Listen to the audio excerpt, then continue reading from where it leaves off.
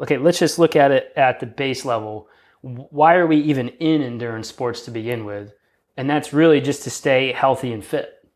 It's not so you can drink beer and eat whatever you want afterwards. Oh, it's not?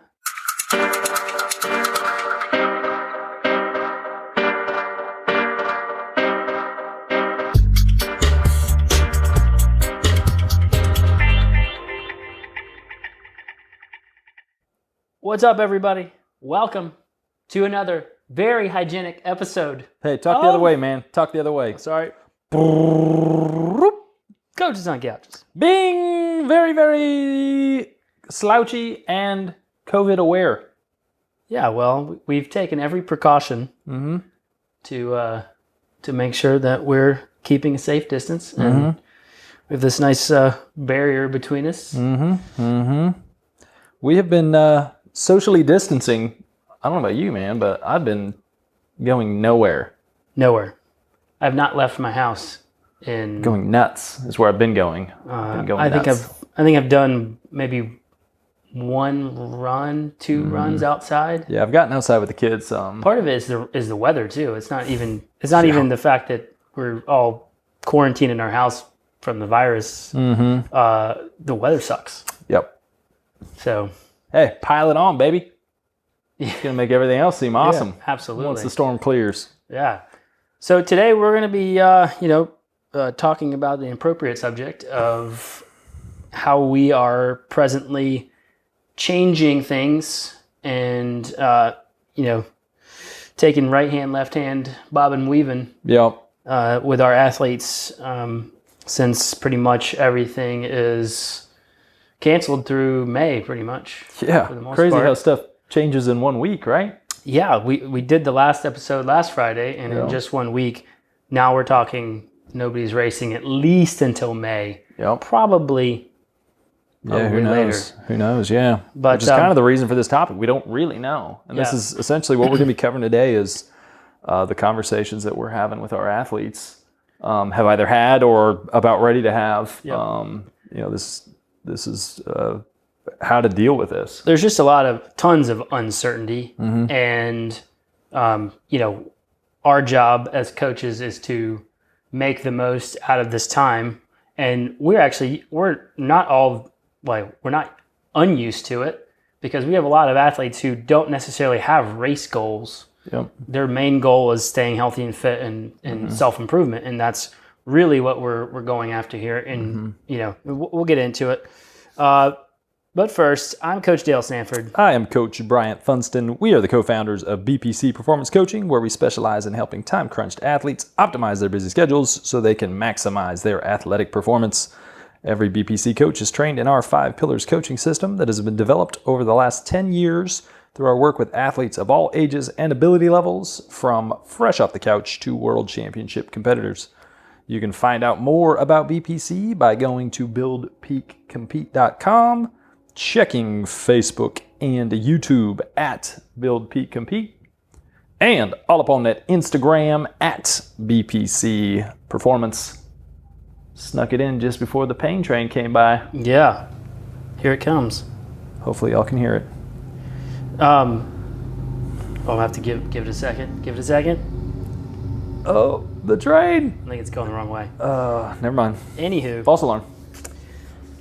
So we'll get into this whole topic of switching up your training in just a second. But first, as always, shout-outs. Yeah, we got to give some shout-outs still. Let's talk about some positives, right? Let's get some, roll with it. I got to give a shout-out to Hart Robinson, David Collins. Yeah. Made their way over to what may have been the last race for quite some time. Who knows? Yep. The Midsouth 100, formerly Land Run 100. Mud fest. It was it's so nasty. Gross. Looked like bikes covered in peanut butter. Tons of hike-a-bike happening. Hart ended up second overall in the single speed category. And said, talking to him and David both, they're like, this was one of the hardest races I've ever done. Just both from a mental and physical standpoint. But you learn from each thing, right? So there was gear choice selections that they probably would have changed. Yeah. If they'd have known different bikes they would have ridden. They were both single speed, so that was nice. So at least they weren't worried about ripping off derailleurs and stuff. But shout out to you guys, man. Yeah. A long, tough, hard race. Yeah, way to go. I'd give a shout out to our friends at Zwift. Whoop. And some of the other virtual riding softwares out there who have basically cut their fees for the month. Yeah, rumor has it Zwift crashed last night due to the number of people on it. Yeah, there was so many people on Zwift that it went down. And we can give our thoughts on the online stuff if people are ever interested. So if that's something you'd like for us to cover in the future, kind of the different ways to utilize this online training systems, I'll be honest. Just let us know. I haven't always been on board with the virtual training, but the more that we're stuck inside, the more I've been getting into it. I actually did my first Zwift run the other day. There we go. So that was interesting. Nice. But yeah, we have a ton of athletes that use it. You know, they can be doing a structured workout and they're still going to be on Zwift so that they can get the points. Yeah. So it is a game, and, so that's what kind of makes it really entertaining is the game aspect of it. So turning the corner here with the shout outs, we're going to have to do a shout at. And hey, all you D-bags down there at the beach enjoying your spring break, thanks for ensuring that this whole thing will last a little bit longer. Think about some other people besides yourselves. Keep the distance. Keep the distance. I know some people are in locations where you are in a remote spot, so if that's you, disregard that. But if you're a lot of the collegiate people out enjoying your spring break and piling into bars, I don't know. I think as fast as this is changing, being aggressive with our distancing. I'd like to say that I'd like to hear us being like, oh, we overreacted. But it went by quicker. Like, I don't know if that's going to be the case. If people are still out, well, if everything's closed, then they're not going to have anywhere to go. So, another topic here, as far as like options of training, before we get into more of the topic of today, we've started. We've always had online options. Some of you may not know that. We've been doing online classes for what? 9 years? Or no, 5 years? About 5 or 6 years. 6 years, We started doing online classes. So during this, crazy, unique time, we are making our cycling class. We fired it back up. We normally don't do it in the spring. Yeah, it ended two weeks ago. Yeah.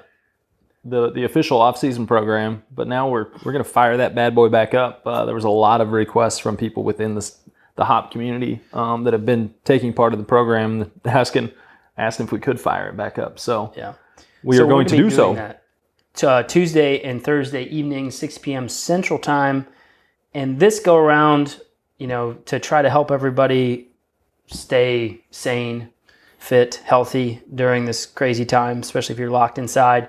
It's going to be donation only. So if you have the means to pay, do. If you don't have the means to pay because you've been affected financially, then don't worry about it and just come on board and ride with us. Yep, definitely.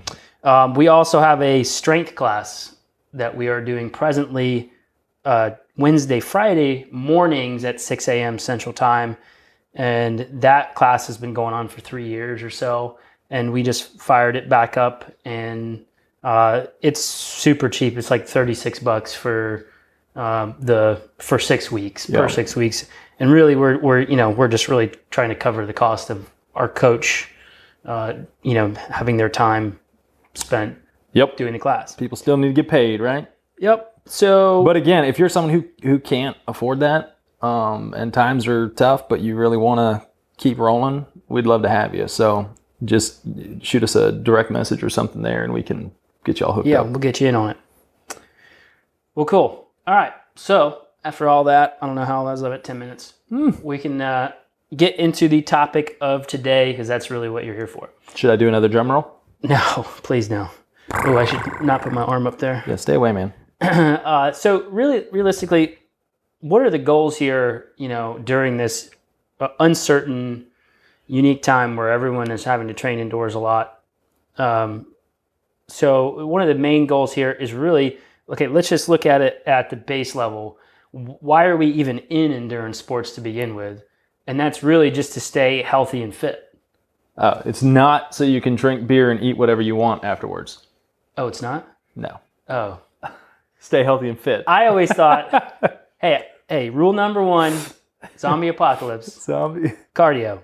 Dale's been so excited to be talking about zombies with this whole thing. This has been Dale's number 1 thing. I love the movie Zombieland. If you haven't seen it, it's hilarious. So rule number 1 is Zombieland, cardio. Cardio. You want the best cardio in the biz. Our aerobic system. Build up that aerobic system. Yep. Heart and lungs, baby. First people to go. Those that can't run. Slow people. Slow people. You don't have to be the fastest. So, the second major focus really should be then, after your basic, health and fitness, would be self-improvement. Mm-hmm. So now we're talking about, improving either a specific limiter, a specific part of your fitness, a specific skill in a sport, something like that. Yep. Just general self-improvement. Lastly, we obviously want to be able to we want to be ready to ramp things back up when things get back to normal. We don't want to go like back to doing all like base, really. Like, you don't want to, whatever you do, don't just go defer back to riding, swimming, running. Well, if you can swim, riding and running easy, and just go back to doing base. Like if things kick back off, generally you're probably going to have, if you're really worried about being prepared for a race, you're going to have 8 weeks, 6 weeks. I guarantee warning. you USA Cycling and USA Triathlon are going to be working to get races back on the calendar as fast as possible. So I think the limiter is just going to be how quickly an event organizer can coordinate with their local jurisdictions to get permits and road approval, course approval. Ironman has said, specifically for Ironman Texas, they said, hey, we'll give 6 to 8 weeks notice. Mm-hmm. When if you're training for an Ironman, 6 to 8 weeks notice is not that long. Much. No. So that's like prime time mass volume sector of your training. So you've got to be kind of ready to ramp it right back up. Yep. If they find another date and you don't, and it works out for you. But yeah, then the other side of that essentially is, if your goal event, like if you don't have anything till fall now, if your goal event was something in April, and we know that that's not going to be happening now, there's no reason to keep totally trying to get that peak. Well, I won't say there's no reason.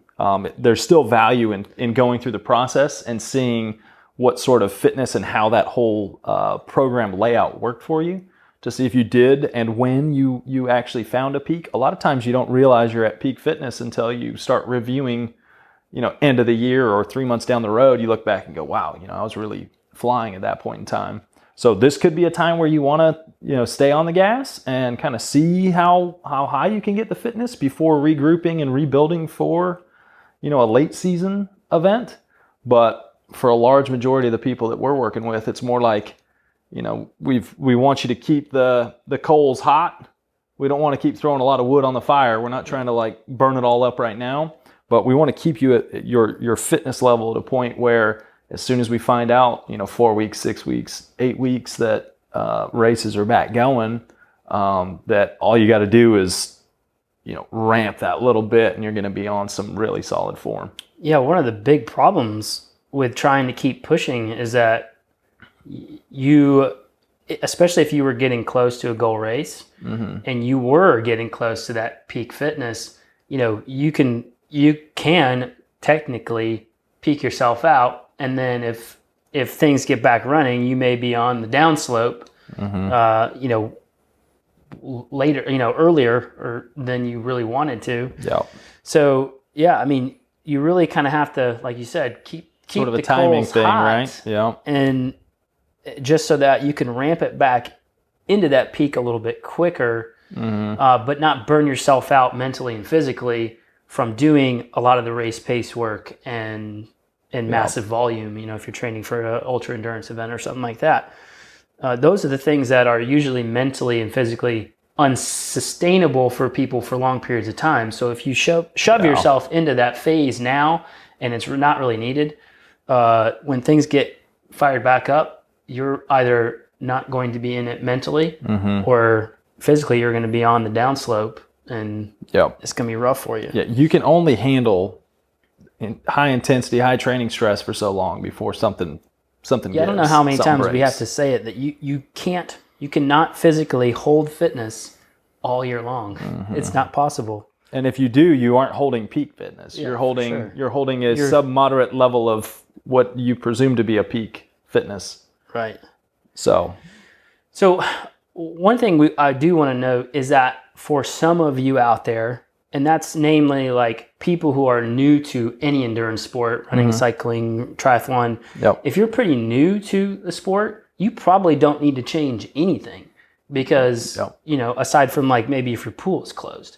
So like you are still in this process of like building up just a base level of fitness, getting your body used to the sports in general, prepare, doing general prep stuff. Like that's fine. Keep doing that. Like there's no change there. If you hadn't already gone into more of that high intensity race specific style work, then by all means. I mean, you just continue your ramp essentially, right? Continue that base build. A lot of this is more for the people who had been in that this is all race prep, goal events coming sort of thing. Those are the folks that are having to do the most tweaking and that we're having to do the most altering of programs with. Yeah. So we'll break this down basically runners, cyclists, and triathletes. And keep in mind, this is stuff that, this is just in the general sense of the majority of the athletes that we're working with. There's always exceptions, and we don't know your personal life scenario or your, season plan, where your races were or are not anymore. So, just use these as guidelines. They will work especially well if you had early season, pre-May or pre-May goal races, that kind of thing. So for runners right now, you're not like, again, don't come off the gas completely, but we're going back to doing technical work. So that's technique, but that's also speed skills. So you're trying to elicit better leg turnover, better stride length, all that good stuff. So you can get this by doing things like stride outs and hill running and stuff like that. But we're really working on like just trying to get physically stronger, have your legs turn over faster, and work on what we call pushback, which is that last little phase before takeoff, which determines your stride length. So working on those things right now and then maintaining like your normal average volume of running is fine. But you don't need to be doing like your like massively long runs anymore. We can kind of work in some moderate efforts, mainly in the area of hill running. That's my personal favorite to throw in there instead of having people do a bunch of tempo and above work. You'll still get some good intensity out of hill work, but you're also developing run specific strength. And for some people, mentally, hill work is harder than like going out and smashing a bunch of like 400s, but some people love it. Some people love hills. Some people love track workouts. So you just kind of have to know yourself. If you are in that boat of you prefer like hard workouts, then going and doing you can go back to doing track stuff and working on top speed running, but those efforts should be kind of like shorter, harder, and with longer recoveries. Yeah, that's the big thing. We're wanting you to scale back your overall training stress. So by lengthening the amount of recovery, we're going to be able to do that. Yeah, I mean, intensity is a kind of an exponential stress on the body. So short, hard efforts, even if you're doing fewer of them with longer recoveries, you're gonna equate a pretty similar training stress to going out and just running a longer tempo or something like that. So you can get a lot of training stress in a shorter amount of time with some of this top speed work, but you're doing yourself a service by training the legs to turn over faster, which is something that a lot of runners and triathletes spend zero time on, and they wonder why they never get faster. I was just going to say that's one of the biggest limiters, really. Absolutely. Yeah. So take this uncertain time to work on the things that you don't ever spend time on. And a lot of times you don't do it because it may cause you to get some soreness in the legs. Same thing with strength training, right? It may cause you to be sore, and so now you're like, well, I'm not going to be able to train as well tomorrow. So I don't want to do that because it's going to impact my training tomorrow or the next day. Yeah, you got no races to worry about. Yeah, scale that workout back. It's fine for that. It's fine to have some soreness. What you're doing is improving a limiter that in 8 weeks, 10 weeks, 12 weeks, whenever it may be, is going to make you a higher performing athlete. So do it now. It's all upside for you. And this is going to be a similar thing for all endurance athletes. Put some extra time in your strength work. Yes. Strength work. Definitely. Strength work. That's one of the conversations I just had with an athlete today. I was like, we're going to be taking, and we'll talk about cycling here in a second. All of this is kind of similar, though. It's like we're going to be scaling back. He was, beginning of April was his goal race, Joe Martin. So a couple weeks away, right? But what we're going to do is we're going to come off the gas with one of those weekday workouts. And in place of that, focus again on building up total body, low body, especially strength. We had kind of come off the low body resistance, but we're going to put that back in from a strength training standpoint and kind of rebuild the foundation. Yeah, I had the same conversation today with one of my athletes, basically asking, okay, what are we going to do now that there's no racing for the foreseeable future? And I said, well, we don't need massive volume right now. So let's work on building FTP a little bit. We'll keep our fatigue resistance and our base really high by doing a bunch of sweet spot, but I want you doing more strength work again. And because we don't have to be worried about being sore for a race or whatever, especially with cycling, when you get into a season, I mean, you can race, especially if you have a local weekday crit, you could race 2-3 times a week, and nobody wants to be fatigued or sore for a race. Any of them. So without that worry, we can spend that time on strength work. So let's jump to cycling. Again, we said it already. Don't just like defer to riding easy. Yeah. Don't go back to because you can lose, even if you take the same amount of hours, if you're only doing, let's say you're doing 8 hours of riding a week, if you just scale all, and you're doing say you're doing a threshold day, a sweet spot day, and then you're getting some good, you're riding with your friends on the weekend, which is harder. Yeah, race-based style rides. And now if you just go back to taking all those hours back to easy riding, you're going to lose so much training stress and overall fitness. Yeah, going back to the whole fire thing, right? We don't want the fire to go out. We still want to be putting some wood on the fire so that it's still burning. We want to keep the coals hot. But we don't want to take all that firewood we have and throw it onto the fire and burn out. So throwing all the wood on would be you going out there and doing a ton of that super structured race-specific work. So what we're doing is we're going to get rid of a little bit of that. And the conversation I'm having with most of my people is with a lot of folks, we started getting into that. We've been focused in the off-season on more so threshold power and building up your ability to push higher power at a lower heart rate. So that's been a lot of the focus, and that's kind of a foundation style thing. But as far as road racing, or even if you're more into group riding, that's not going to determine whether or not you stay with the pointy end of the race or the group ride. It's your ability to push above threshold, hit some of those harder 30-second, 40-second, 20-second efforts with shorter recoveries or different duration recoveries. So what I suggest and encourage folks to do is maybe you were doing, 2 harder rides during the week, a longer ride with some race pace stuff on the weekend. I want you to think about kind of taking your overall stress down some, but doing that, but not getting rid of your higher intensity on one of those days. So work more of a limiter style thing, work more of a race specific style thing still. So doing some 40-20s, some 40 second on, 20 off, doing some 30 second on, 30 second off, possibly like some zone 3 with burst style efforts. But that other day, so if that's Tuesday or your fast group ride, that Thursday, focus more on sustained effort stuff, but not trying to finish it smoked. So don't go in and say, okay, going super hard Tuesday, I'm going to go super hard Thursday, I'm going to blow it out Saturday, Sunday I'm going to hang on. Like, we're going to scale that back. And we want to give you, once you do find out that it's go time again, we'll start putting some specific intensity back into those spots that will get you back to that peak fitness. But so higher intensity, shorter stuff, almost like speed work that you would have with runners. Yep. The other day, we're encouraging folks to scale back, do more zone 3 style stuff.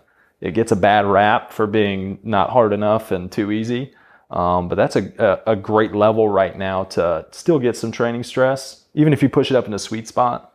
But ultimately, it's got to keep your mental interest as well. Right. So if you're going to be spending a lot of time indoors on a trainer, which it's looking like is the suggestion, so that you don't, even riding solo, you can get in a wreck and end up in a hospital that, who knows how overstressed that hospital system might be, or how many cases of this virus might be happening there.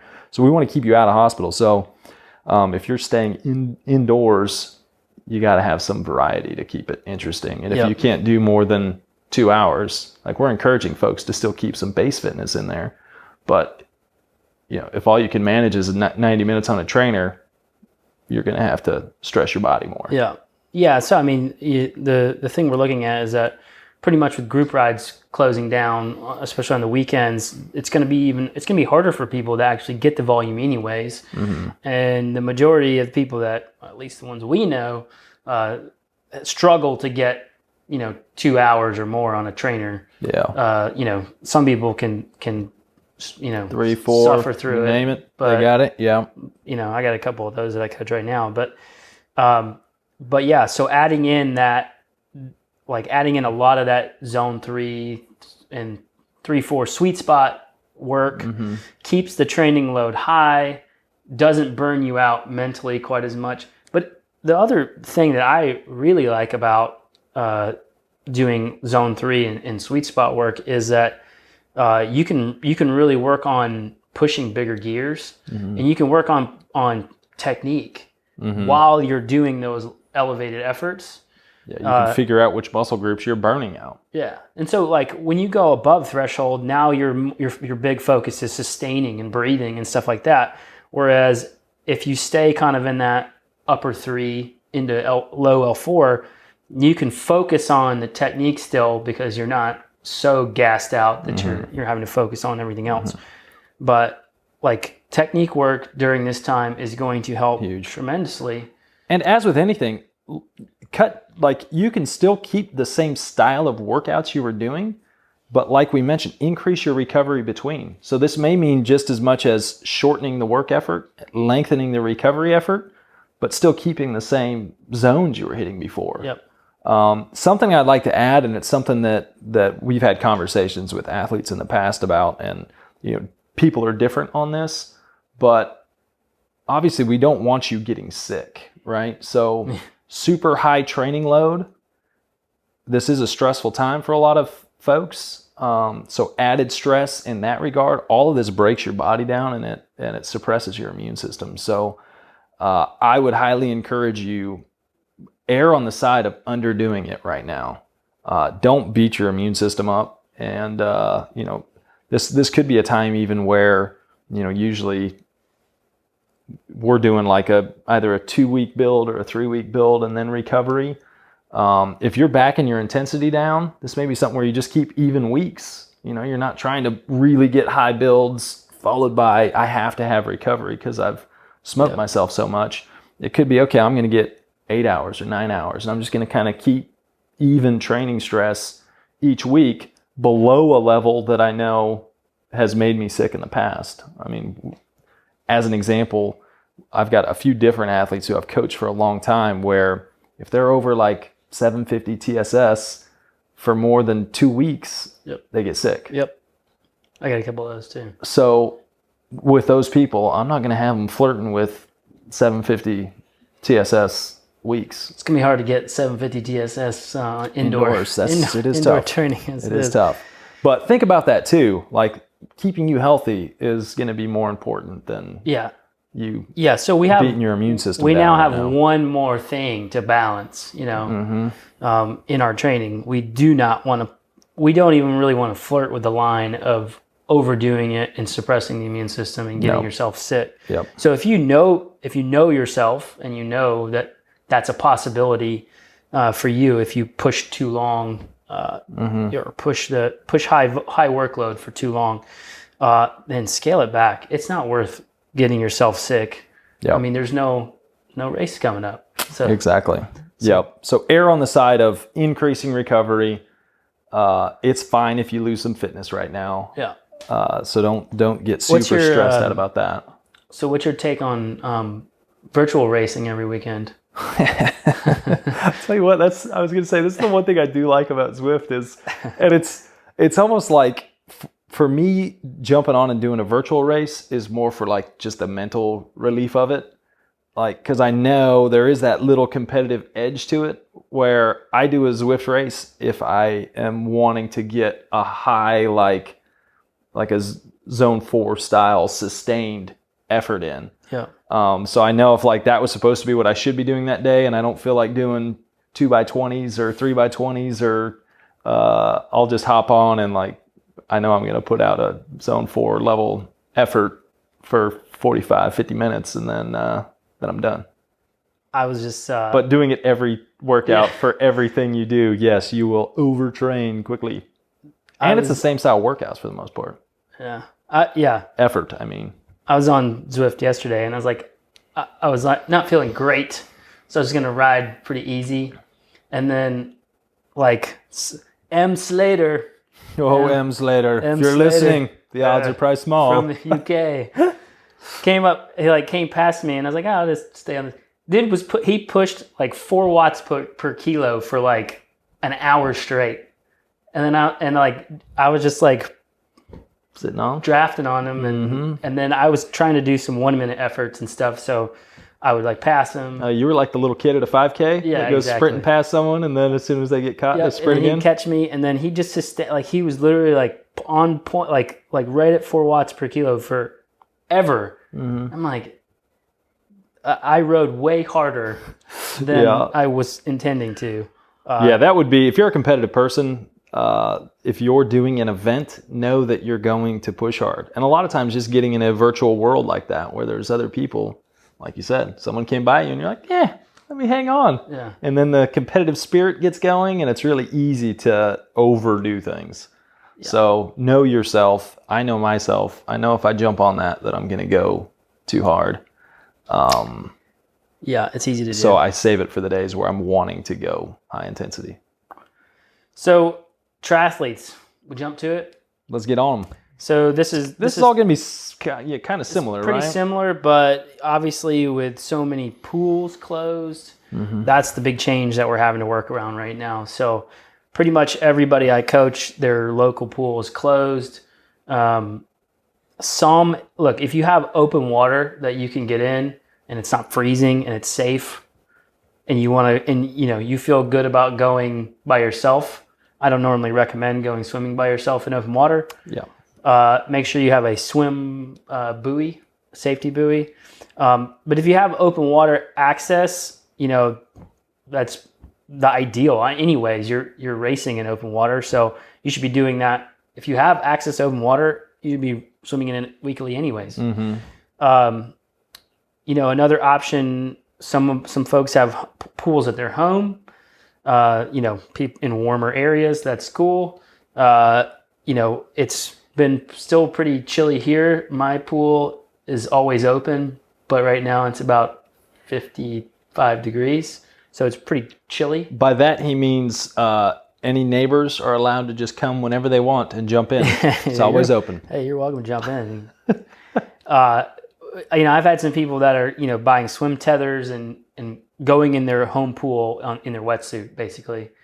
But the big thing that we're doing, switching for the majority, because all these pools are closed and we don't have open water in the Memphis area, is we're going to a lot more dry land work. We're repurposing some of that swim time to strength training. Yep. So actual strength training. And then we are incorporating dry land work. And for those of you who have never done any dry land training at all, it's really a great opportunity for you to work on like the fine motor skills of freestyle stroke. And you can really break it down into where you're not worried about drowning. Yes, you're not worried about having to breathe and drown. Like you can really work on like every little tiny movement involved in a swim stroke. And that's what we do when we like with runners and cyclists. We break down the movements, and it's easier to do because we're not worried about drowning. Yeah. But if you get some stretch cords, like you can work on all those little fine movements. On top of that, you can actually develop some pretty decent muscular endurance. Most people, I would say, newer swimmers anyways, are bad at pulling a lot of water because it's hard. So with a stretch cord, it doesn't matter necessarily how bad your arm angles are and stuff. You're going to maintain resistance on your lats. So you're going to build up muscular endurance because you're going to have to pull the same resistance no matter how bad your arms are. So you can develop some pretty decent muscular endurance using the stretch cords. On top of that, like in focusing on the movements, you can actually develop some pretty decent mobility in your upper body, shoulders, upper neck, torso, shoulders that most triathletes really lack. Yeah. And that's personally, I've been doing it. I've been doing dry land stuff now personally for a couple weeks, and then we just started incorporating it this week with people, and we're going to continue to do it. But I noticed that my upper body mobility is absolutely horrible. And so, I'm taking it as a silver lining that I'm going to get this time to really focus on that and develop some of that mobility and then the fine motor skills of swim stroke. So, and I think this is a good time to also mention that when you brought up mobility, I mean, same with cyclists and runners. This is a great time to work on flexibility. For cyclists that are wanting to get into a more aerodynamic position, now's a great time to be working on the flexibility that'll allow you to do so. Runners, pushback, you got to have flexibility through that extension. Yep. So, quick little interjection there. Yeah, I mean, mobility is a limiter for a lot of people, and your mobility limits the amount of force you can put in a specific direction. So if you are limited by hip mobility, shoulder mobility, ankle mobility, all that kind of stuff, you're not going to put out as much force as your muscles literally can. Yep. You're going to be wasting some of that. So totally a perfect time to work on dry land stuff and work on all these little fine things in your swimming. And for all of those who have neglected to do that stuff because you're too worried that it's going to cut into your performance gaining workouts, you don't have to worry so much about that.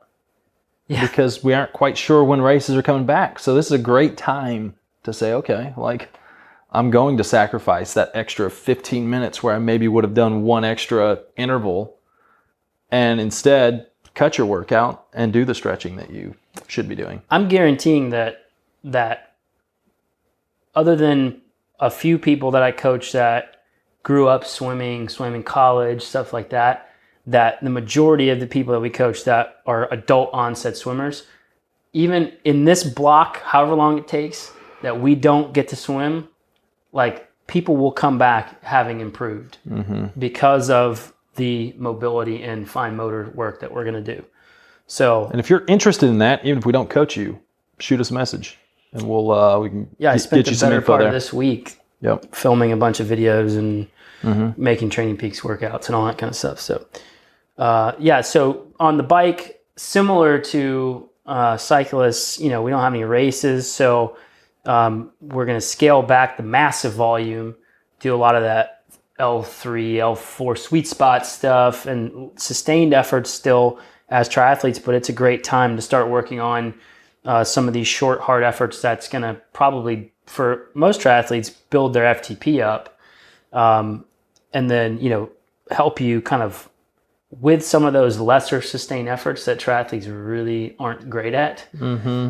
So having that one harder working a new energy system, right? That's not going to get hit much otherwise. That and these fast twitch muscles and stuff that never get hit, especially those training long course all the time. It's a great opportunity to work on that limiter. So one shorter, harder effort, and then maybe a slightly longer with a lot of sweet spot L3 technique work. And then, we're going to add some of that L3 work on the weekend rides to kind of bring the workload up, but not have to do massive volume. Running, for the running, triathletes running, same thing, speed development, huge. Go back to working on getting your legs to turn over faster.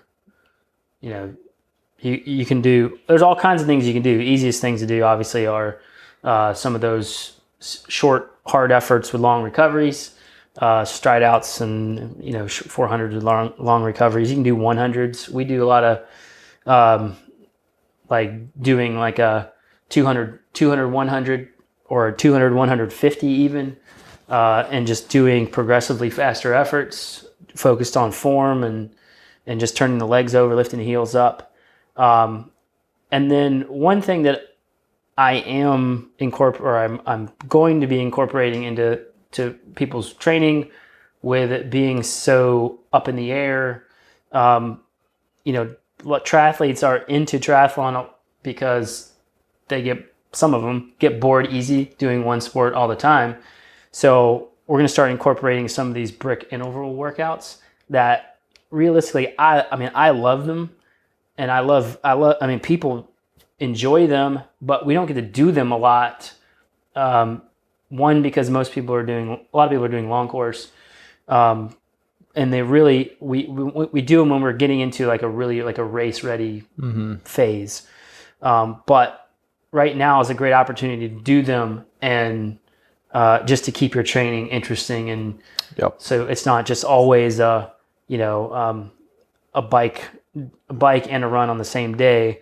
It's going to kind of try to simplify things a little bit too, because you're going to be able to basically get your bike and run volume in one workout.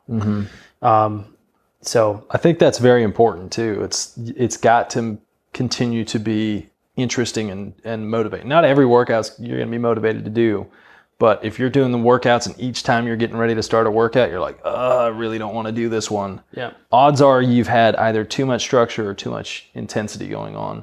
And don't be afraid to, say, okay, like I'm mentally not in it. I'm starting to fatigue mentally. I just need a fun day. I need an easy day. I need to just go out and, get some work in. That's fine. Staying mentally fresh when there are unknowns still is going to be huge, because we want you getting to where, this passes and we say, okay, 6 weeks, races are back on. We want you mentally there and ready to say, okay, let's ramp. Like, let's turn the screws now. If you've been trying to turn the screws the whole time, you're going to get to that point and it's going to be like, oh, God. More? Harder? Milk was a bad choice. One thing I will say on brick interval workouts, and a lot of people know what brick workouts are. You just do a bike and then you do a run workout really close together. While holding bricks. Well, yes, while carrying bricks.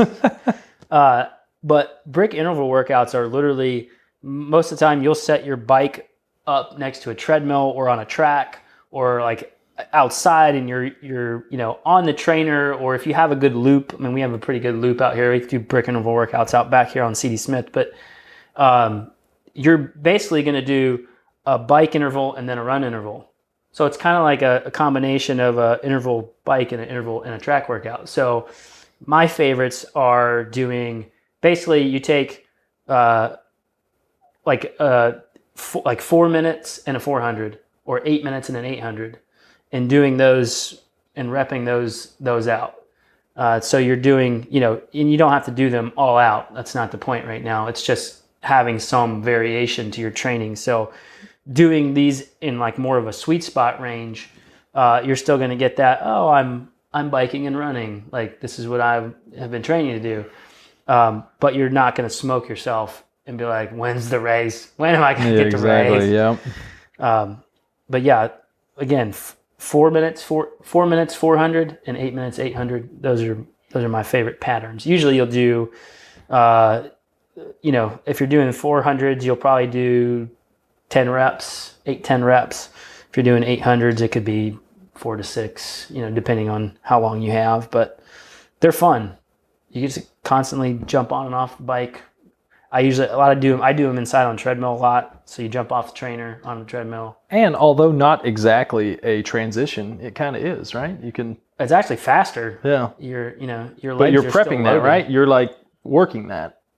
Yeah, you're still working a transition even with lesser time normally than. Yeah. The recovery in between is less. Yeah. So I enjoy them quite a bit. I think that's the majority of it. Yeah, questions. Like, if you guys have questions, let us know. These are weird times, and we're here to help. As a reminder, like the Hop Cycling, if you go to hopcycling.com, that's where we're going to be taking athletes through essentially the structure we've been talking about today. We're going to be adding extra recovery in between, so as not to smoke everyone. We're going to be giving a lot of technique work in that. So Tuesdays, Thursdays for that, we'll be recording it. Strength training, we talked about strength training today. We've got an option for you there. We're trying to help as much as we can to help everyone keep their sanity, maintain and possibly build performance as we head through these next hopefully few weeks, but who knows, right? We'll see. We'll just keep as endurance I really don't want athletes, each time for us to have, next time we're going to have a full divider possibly, and then pretty soon we're just going to be in different rooms. We're going to be calling them in. Calling them in. Yeah, so we'll keep moving forward and adapting and bobbing and weaving. That's all we can do. Hey, we're resilient. We are right. resilient. We adapt. We deal with hardships. I mean, part of being an endurance athlete is mental adversity, right? Overcoming that mental and physical aspect of stuff. This is going to be no different, but your mindset and how you approach it, don't have that, woe is me, I can't believe I have to train indoors.